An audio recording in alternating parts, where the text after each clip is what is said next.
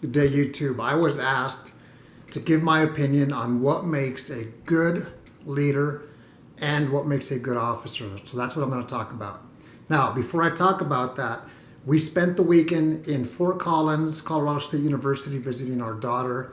And I have a lot of good highlights or footage of our weekend in Fort Collins. That's going to be at the end of the video. And my daughter surprised me. My wife and daughter both surprised me because it was the first time I got to see my daughter in an Air Force ROTC uniform. And I was actually very, very surprised, very happy to see that. So there's going to be a lot of highlights of our weekend at the end of this video. What makes a good leader? What makes a good officer? In my opinion, I've seen a lot of people in 20 years of service. That includes civil service as well, civilian for the Air Force. A lot of good people, a lot of sharp people, a lot of leaders, a lot of mediocre leaders, in my opinion. So I'm going to share that with you. First of all, I like when an individual has a vision. When he or she has a vision and makes it known. So that's important. They have to have a vision, but they have to also share that vision. As leaders, they have that right to do, which is share what they expect, their expectations. I have a former boss who that's exactly what he did. He came in and I was off that week when he showed up to work. When I showed up to work, he had a letter that he had typed and signed and gave to everybody. It had his expectations. And part of that letter, if I recall correctly, was communication. Communication is going to make or break a team, whether it's professionally or personally. Think of it like this. If you have a husband, a wife, boyfriend, or girlfriend, communication is key. If you forget everything I say, that's important right there. At work as well, communication. You have to not only celebrate the good things, but you also have to deal with the challenges, and that's part of life as well. So that's going to happen. And communication goes both ways. It's not just up and down or from the top to the bottom. At least I don't think so. Communication goes both ways. I supervise currently 11 people. And when I meet with them, I say what's on your mind and I share what's on my mind as well. And we have a communication. All it is we have a conversation. So in private, communication is key. Having that vision is at the beginning as well. I like flexibility. I don't like supervisors or leaders or officers who micromanage, and you're going to see that type of style as well. However, if you see that and that's not what you like, remember, when you are in a supervisory position, you don't want to do that. So micromanaging is not something that I like. However, I will say this as well, that sometimes, depending on the person, and if that person's not getting it, you may have to micromanage and say, okay, here's the task, let me know when you're done and let's review it. Because we have to complete the mission. Now, micromanaging is not my style, but I understand that sometimes with certain individuals, you have to maybe pay more attention to them because they're not just independent workers and they're not making it happen by themselves. So maybe a little bit more supervision involved. It may take that. Another thing I like about effective leaders, effective officers, is flexibility. I talked about that briefly just a moment ago. And always ask, what's your input? What's your feedback on this? Because you may not think of everything, and the other person may provide something that we as individuals can learn. That's another thing is I've had a lot of supervisors is if, let's say there's an opportunity that I'm not interested in, a supervisor in the past, officer, told me, I don't agree with you. I think you need to take advantage of every opportunity. And I told him, yes, I agree with you. I like taking advantage of opportunities, especially when you get to travel. But right now, my main concern is to learn my job. And that's what I told him at the time.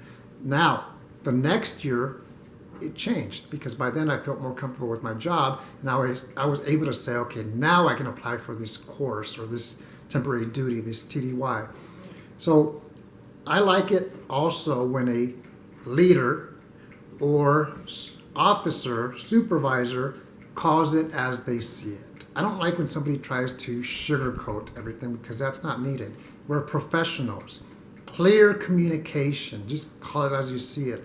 Sometimes we may not like their input, but if they're right, I think I know I speak for myself. I'm going to have to accept that input. I like when we save time.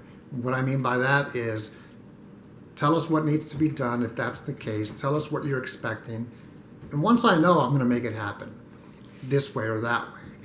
Those are just some of the things that I think make good leaders and officers and supervisors. And there are enlisted leaders out there. Many. I see them every day at work. So we'll throw that into the equation as well. I like leaders who develop you as individuals and say, hey, you've been doing this job for a year and a half. It's time for you to go over there and do that job. And maybe sometimes people don't like change. I understand that because they're not the expert. But change is part of life, and change is constant. So if you adapt to change sooner rather than later, you can deal with whatever job your supervisor, leader, officer, enlisted leader gives to you, so you can grow as an individual.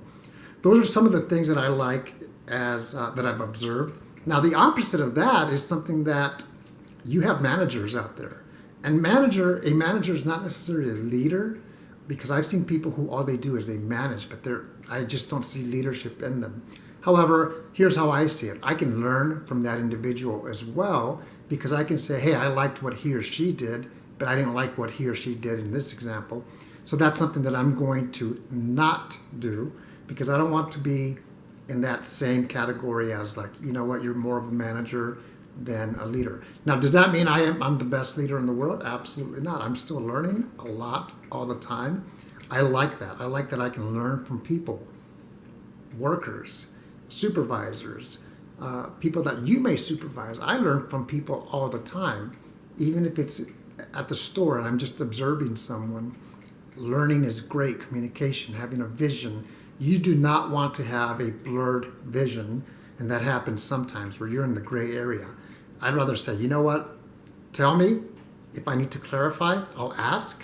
And I've had a boss say, well, why are you asking such a basic question? I was like, you know what, to you it may be basic, but to me, I'm in a gray zone, and I don't want to be in that gray zone. I want to know clearly what you mean or what you want. And once I share that with them, it's going to be good. I'll end it with this.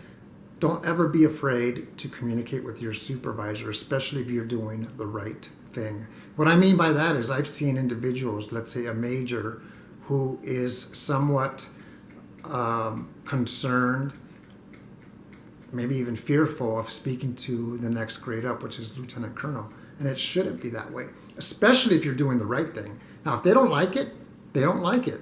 But what I mean is that supervisor. Let's say your supervisor doesn't like the input that you give, but you're not doing anything wrong. I would say go out there and say it anyway, tactfully and professionally, because communication goes both ways.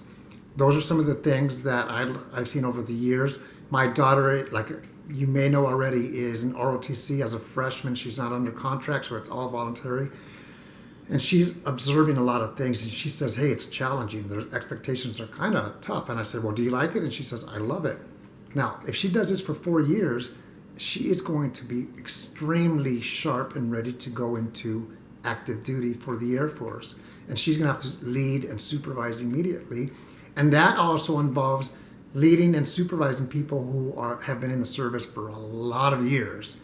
Let's say you have a senior NCO and sees a brand new butter bar, second lieutenant. That senior NCO is going to know that this person is right out of college.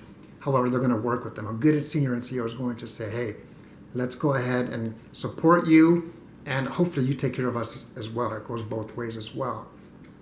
But leadership, read books, read articles. The Air Force leaders, the Chief Master Sergeant of the Air Force and the 4-star general out there have reading books that they recommend, the Chief of Staff. So see what they recommend, but you don't have to read those books. You can just go to any bookstore or online and read up on leadership. It's been done already, so you don't have to invent leadership, but find out what works for you. Now it's time for some highlights of our trip over the weekend in Fort Collins. Have a great day. It's a long weekend, parent weekend at Colorado State University, Fort Collins, that we're here visiting our daughter and just having a good time.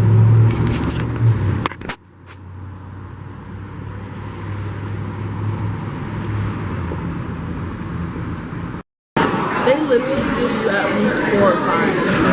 I'm not even exaggerating. They're like waffle fries.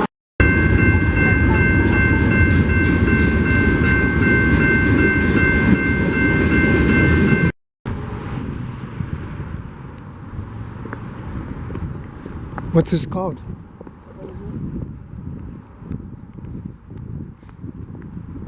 Beautiful.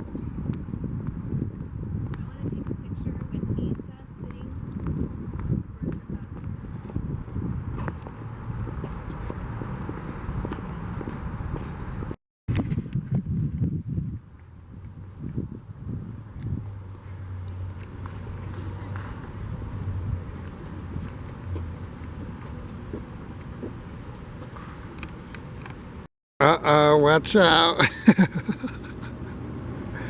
Go Air Force.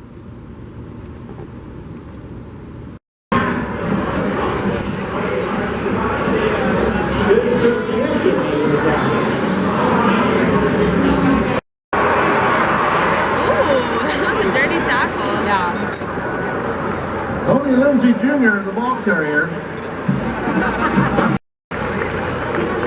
Tony Lindsay Jr. carries. She looks so different. Good comments for the Rams. Someone's reading right now, just the video. And some of y'all want, but listen. A piece of history. Pre-order new stadium memorabilia. Items include turf, chair backs, and policeman seats. Plays that the try is good. After the play, personal foul, unnecessary roughness, number 70.